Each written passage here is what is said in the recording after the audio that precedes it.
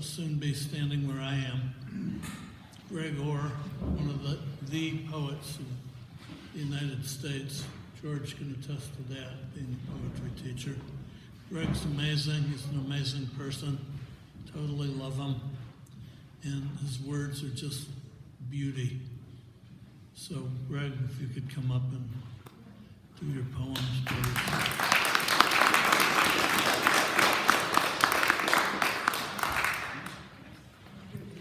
So it's almost my bedtime. I promised I wouldn't keep myself up much past my bedtime if I could help it.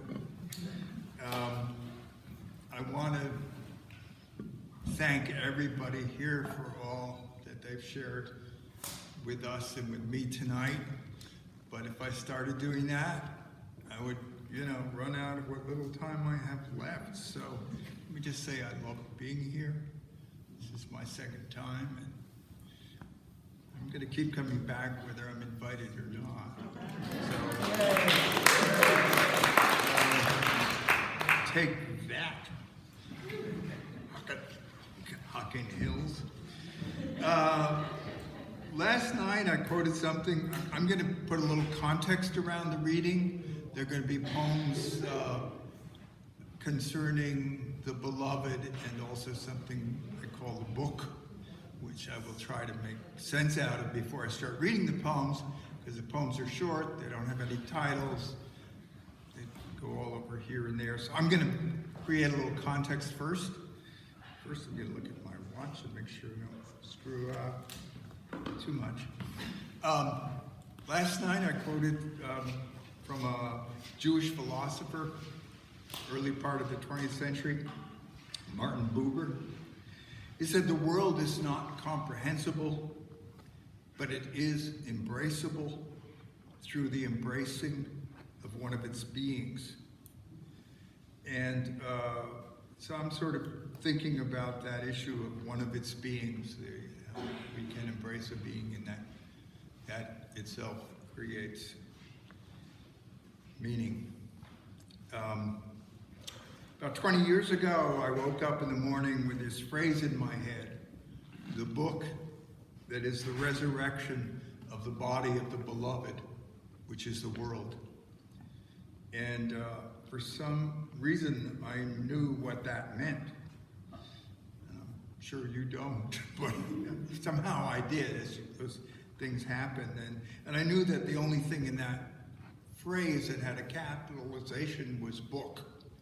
And it wasn't because it was a Bible. It was because, I'll say what the book is. The book to me is every poem and song ever written, every lyric poem. I'm not into epics. Every lyric poem and song ever written is shared with whoever it's shared with and so on. But it also goes into the book. And the book is this gigantic anthology that exists as a gift to all of us. It's a cosmic jukebox about the size of the moon.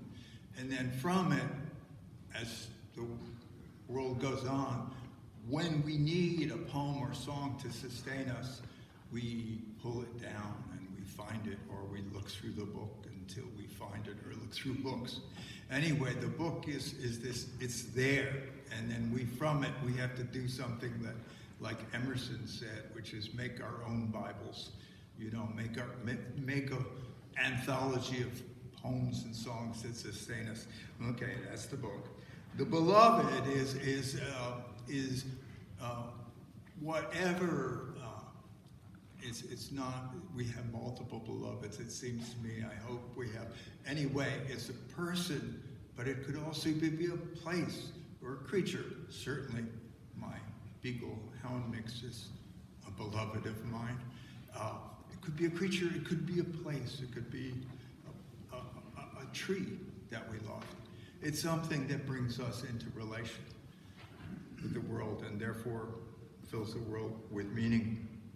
And it seems to me that part of the story of us and the beloved is the story of loss and death and all that, which brings us to the book, which is one of the ways that we resurrect the beloved and all meaning that that relation has brought to us. Poems and songs seem to me to bring the beloved back, even if the beloved is lost. They certainly have done that in my life. So that renewal and rebirth is also part of the story. And the beloved is these particular things we love, or persons or creatures. But at a certain point, many of us recognize that the beloved is the world itself. It's just our existence here in the world, the material world. I don't know anything beyond that. And that's either enough or too much. So I'm just going to start reading now from the poems. I don't think I'll do much explaining about them. I don't think I could. Even before speech revealed your secret, there was looking. Even before song that gave you away, there was gazing. The beloved felt your eyes upon her. He dimly understood why you looked at him that way. Speech, the eyes, the stare and the glimpse, the glance that lingers. Oh, pronouns for the beloved will move around freely as they decide to do. There's a pun here that doesn't come through in the reading, but the first I is what the organ you see with, and the second I is the pronoun that we use for our bodily being. Her eye and my eye, her gazing creates me. His voice in my ear, I'm seized by hearing. How because of the beloved I come into being. Under her touch, all of me shudders.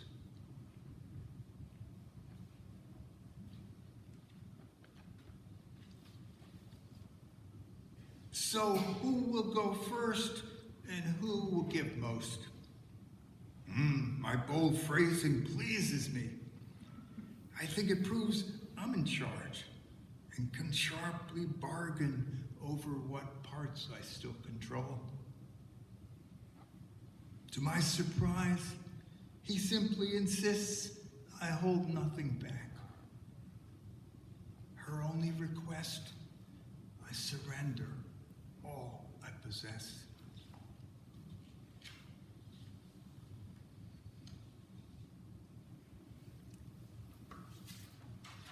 Hoarding your joys and despairs, as if they were clothes you bought but never wore. Look at this bright shirt, a possibility you glimpsed but feared to seize. The beloved is waiting. You have a date. Put on that shirt before it fades. It's not funny? I thought that was funny. Not funny, isn't it? Sort of funny. Not funny as yours. He's not funny either. He's after your heart. You think he's making you laugh, but he's getting down here. Very tricksy. If to say it once and once only, and still to say yes, and say it complete, say it as if the word filled the whole moment with its absolute saying. Later for but, later for if. Now only the single syllable, that is the beloved, that is the world.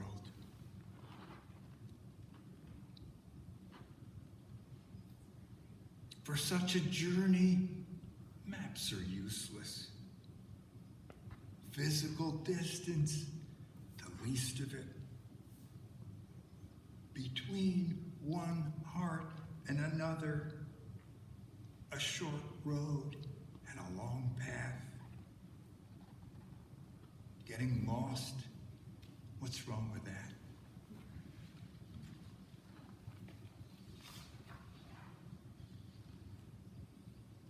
Voice of the beloved, searching me out, seeking me,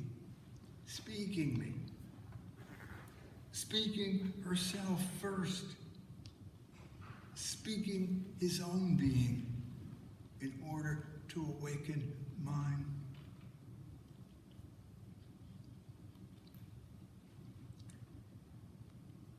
Lots of sorrow and a little joy. Lots of joy and only a bit of sorrow. Who can know the formula beforehand? We don't get to watch as it's mixed. No one tells us what's in it.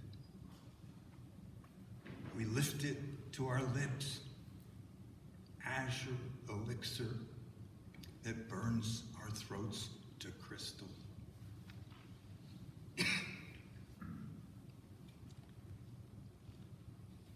I dreamed she'd arrive, but by just sashaying in through my senses.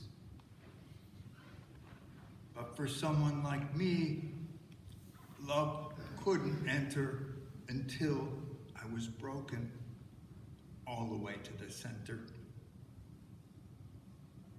Right here, the blow fell, a sledgehammer against a wall. And so a ragged door was made, and the beloved came to dwell.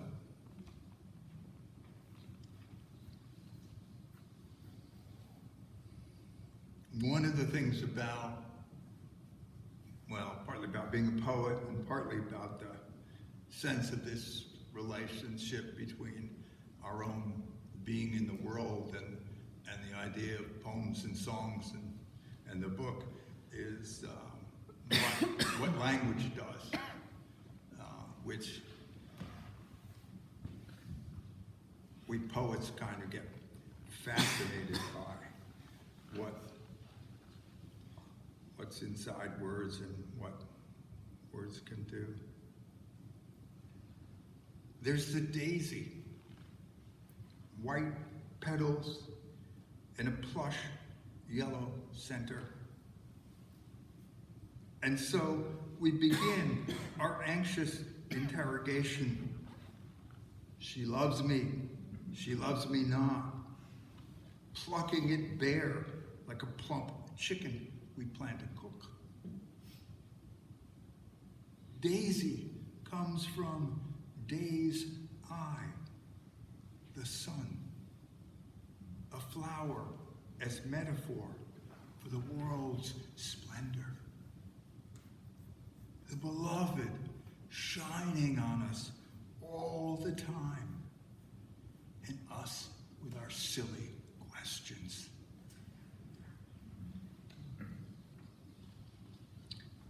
It's nice to read to an audience that's done the daisy thing. You know? I not only don't think young people know she loves me not, I don't even think they know what a daisy is. But what do I know? I'm just an old man. Hold off, rain. Of course my garden craves water, but the peonies are in full blossom. If you fall now, the petals will all be scattered. Wait a day. Let them feel the pure joy of opening. Fall tomorrow, then you can show them love is also a shattering.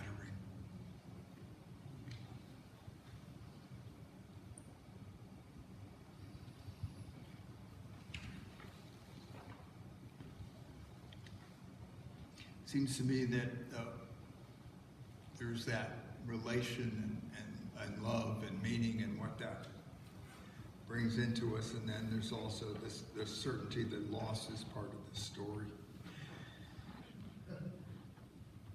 With your embrace, you chose each other, which is to choose death and all that comes before it. Sufferings and joys and infinite unintended harms. Large choice for such small arms.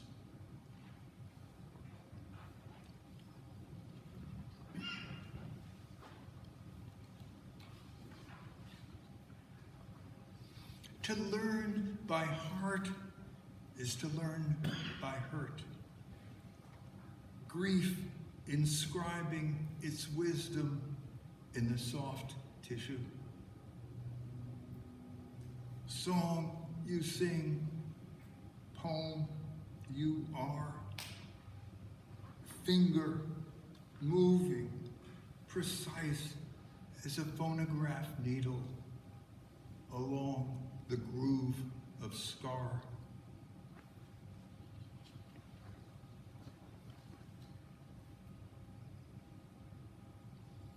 When the coffin was closed and the lid screwed down, when it was fed into the furnace and flames consumed it, your eyes were useless. What tears could put out that fire? And so you shut them, let the lids of your eyes close over the beloved's body. For a while now, darkness and what you see will be inside you.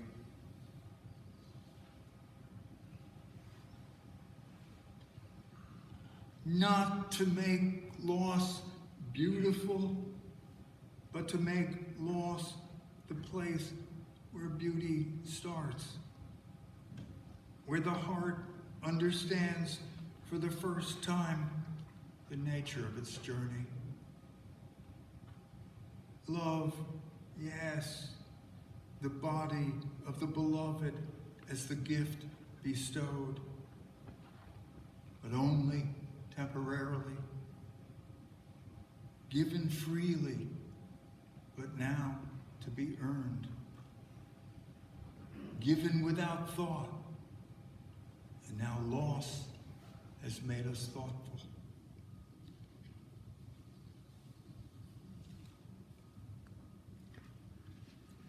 This seems to me an example of one of my favorite poets just shoving all his poems into the book so we could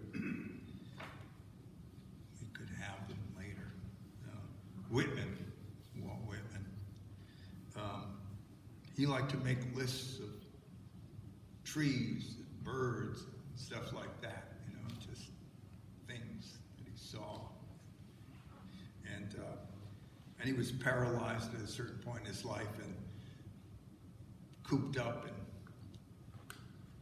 town, apartment, but he would, once a week, he would get himself put in the back of a wagon and taken outside of town and dropped off by a pond. And he'd hang out there and then they'd come back in the evening and bring him in.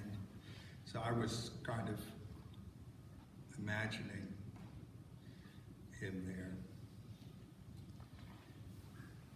Whitman's list of the things he could see as he sat, half paralyzed, an old man by a woodland pond.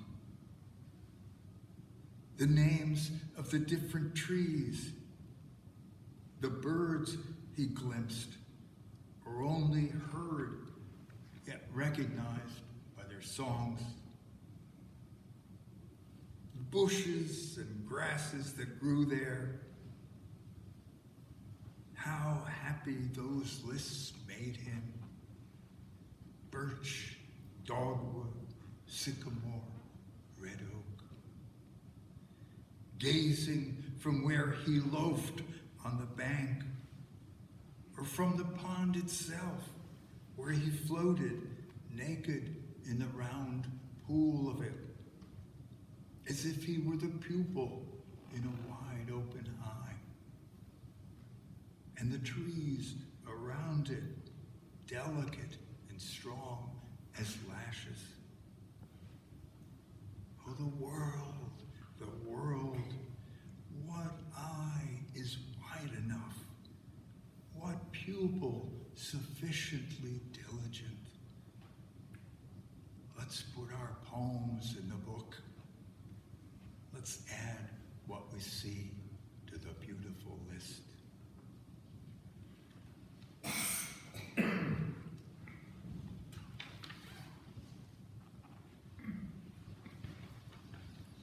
Loss and loss and more loss.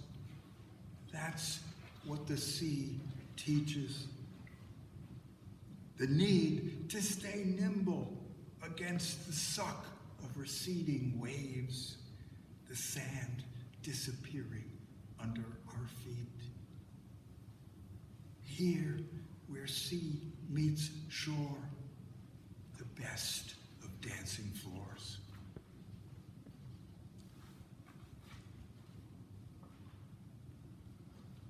Almost time for you to go home. Me too.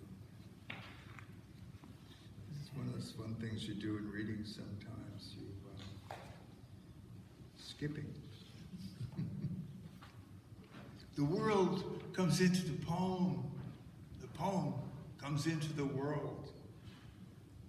Reciprocity, it all comes down to that. As with lovers, when it's right, you can't say who is kissing whom.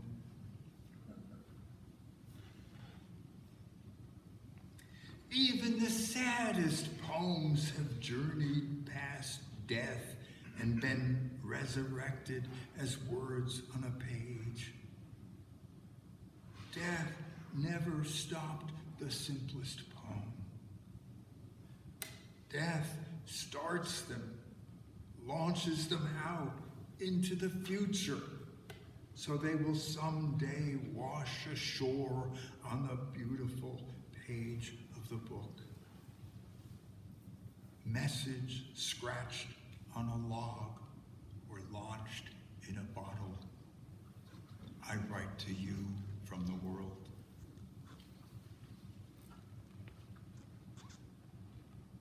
That song on the jukebox, an emissary the beloved sent. It's only doing its two-part job. First, it breaks our heart. Then it promises never to mend it again.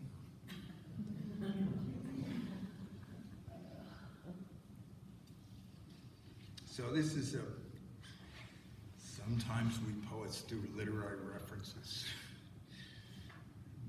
We'll be punished for that in the other world.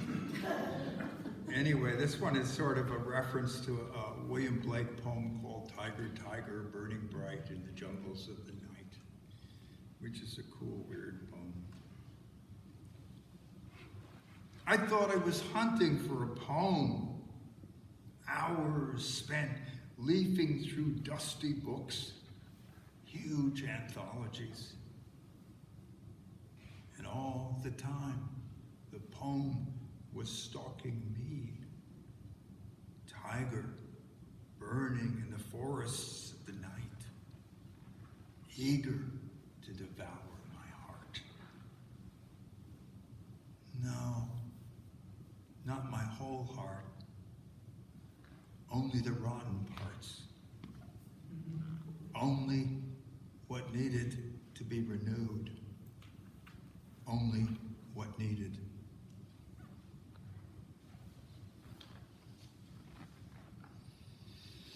If deepest grief is hell, when the animal self wants to lie down in the dark and die also. If deepest grief is hell, then the world returning, not soon, not easily, must be heaven. The joke you laughed at must be heaven. Or the funny thing the cat did at its food dish. Whatever guides you back to the world, that dark so deep, the tiniest light will do.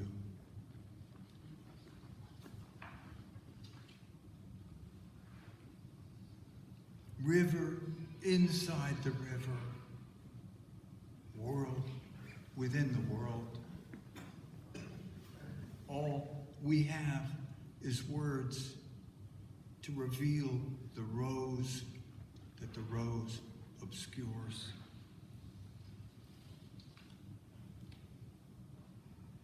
How lucky we are that you can't sell a poem, that it has no value.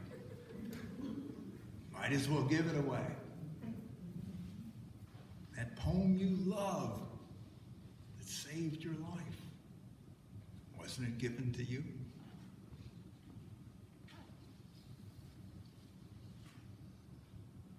To be alive, not just the carcass, but the spark.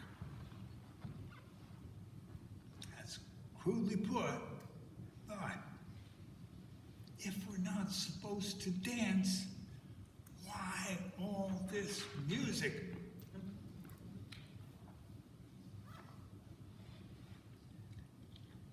We must almost be done now, right? We'll get there. How beautiful the beloved, whether garbed in mortal tatters or in her dress of everlastingness. Moon broken on the water, or moon still whole in the night sky.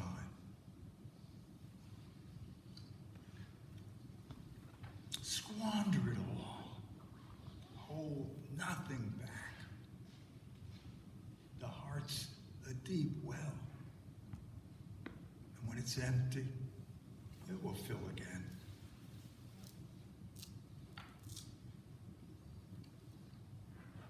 More stores being built on the corner, more things to buy and sell. The beloved is lost. She can't be bought. He can't be sold. For the price of a poem, the beloved is yours again. If you can't afford that, write one of your own.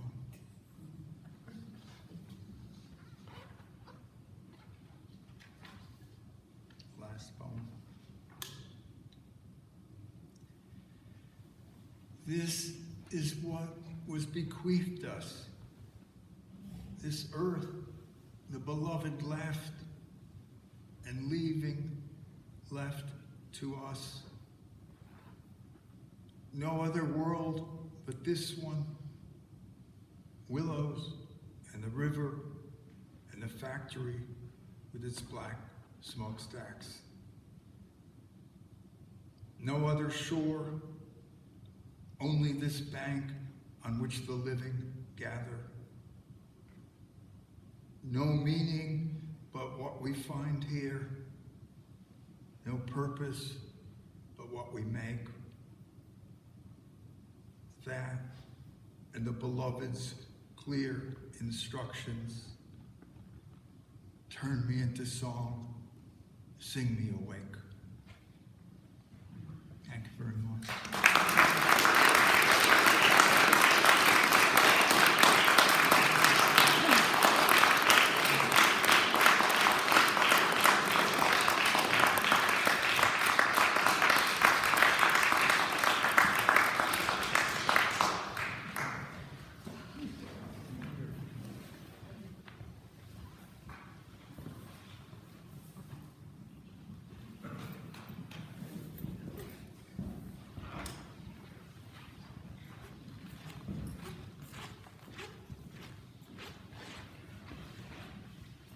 you to everyone.